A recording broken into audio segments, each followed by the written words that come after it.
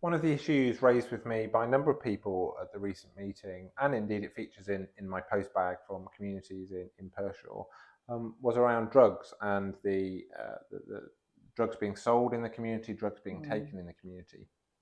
Some of the residents asserted that it was almost tolerated being taken in plain sight and not action being taken by the police. What's your assessment of drugs, illegal drugs in Pershore? And it'd be interesting to hear your views about the works the force are doing to tackle it. So drugs, we take very, very seriously in terms of the work that we do to prevent drugs being dealt, prevent drugs entering the county of Worcestershire, and clearly then being taken, particularly amongst our younger population. Within South Worcestershire, I have a dedicated county lines team. So just to explain on that, its main focus is looking at the drug supply brought into Worcestershire from larger areas such as Birmingham and Liverpool that particularly focus and exploit younger vulnerable people. My county lines team is fully staffed, and we have a significant success rate in reducing the amount of lines, as we call them, coming into the area. Pershore itself, I'm pleased to say, doesn't suffer hugely in terms of county lines. That's not to say that our eyes are closed, that drugs supply is a concern and an issue of the residents there. And again, it concerns me greatly to hear that community feel that we turn a blind eye to it. I just want to offer that reassurance that absolutely is not the case. And we take all reports of drugs being dealt and taken in the community very, very seriously. We receive a number of intelligence reports from either anonymously or through the reporting mechanism, which we actively collate and then take forward to positive action. And just this week, actually, we have undertaken 2 warrants in an area of Pershore where we've seized a number of Class A drugs, associated mobile phones, etc. And it's this type of disruption activity that the Safer Neighbourhood team is certainly keen to keep up. And moving forward, I would encourage the community of Pershore to keep reporting, because it's that type of information that gives us the power to go and undertake these warrants.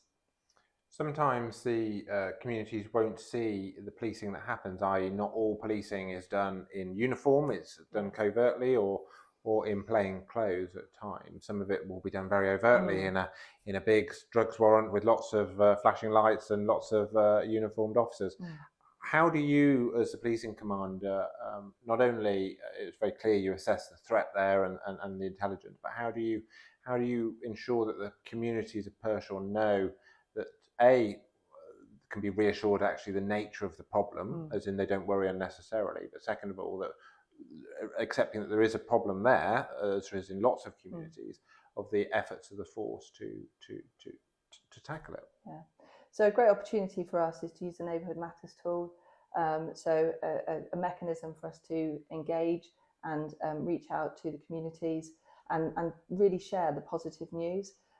It would be fair to say that our communication back to the public hasn't been to the level I don't think that we should be achieving.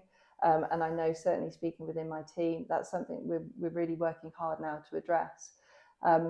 It's very important when we undertake positive action that we spread the news, and we work closely with the local press and obviously social media outlets, etc., to spread the positivity in the work that we're undertaking.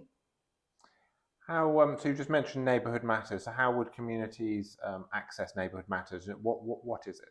Okay, so Neighbourhood Matters is a communication tool, effectively. So residents can access the website, fill in their details, and add themselves to a mailing list. Within the mailing list, they would receive regular emails updating on activity that my team are doing. We also undertake surveying, give people the opportunity to feed back into the policing response in South Worcestershire, and also just to have a full comprehension of the policing activity that's taking place, not just specifically drugs and antisocial behaviour, but there's also a lot of positive messaging around security advice and how to be aware of fraud activity, for instance. So Neighbourhood Matters, if they put it in their search engine, it will bring the link up to the website. They can register and they can choose, as I understand, what levels of information they want and what community they want to. And as you say, a two-way process, not just a broadcast from the force, also an opportunity for them to feed back. When it comes to drugs, and you touched on it before around the community being intel rich, Yeah. and I suppose just for those that were listening who might feel a bit disheartened that they don't think there is action around drugs, and indeed recognise what you've said, but might not feel that there is enough action, what would be your message to them if they're seeing drug taking or what they think is drug taking or drug supply in their community, and what action should they take?